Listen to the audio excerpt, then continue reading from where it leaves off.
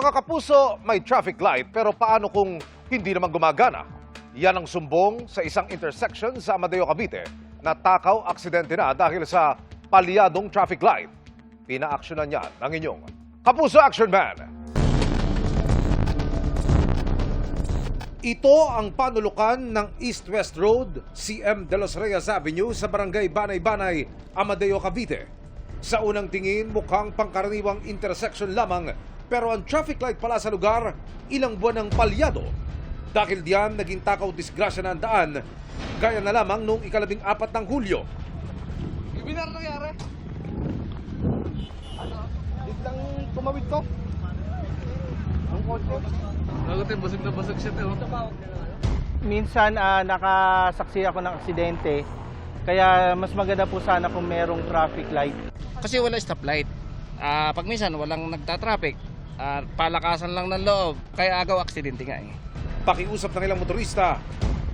Sa DPWH, sana po mas agaran sana na magkaroon ng traffic light. Medyo kabado po kasi gawa ng hindi lang para sa akin, para sa mga kababayan ko at siyempre sa mga bumabaybay ng East-West Road. Kung wala mang stoplight, kailangan may enforcer. Wala eh. Dumulog ang inyong Kapuso Action Man sa Department of Public Works and Highways, Cavite 1st District Engineering Office na siyang nakakasakop sa naturang National Road. Hinihintay lamang daw ng ahensya ang pag-aproba sa hinihingi nilang pondo para sa ikakabit na permanent traffic signalization system sa lugar na nakapaloob sa 2027 Regional Budget Proposal.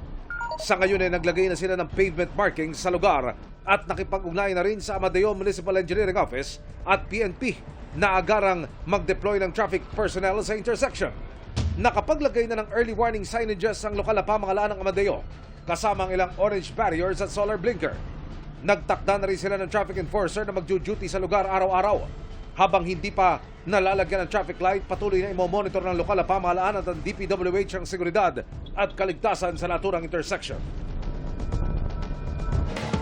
Tututukan namin ang sumbong na ito. Para po sa inyong mga sumbong, pwedeng mag-message sa Kapuso Action Man Facebook page o magtungo sa GMA Action Center sa GMA Network Drive, Corner Samar Avenue, Diliman, Quezon City.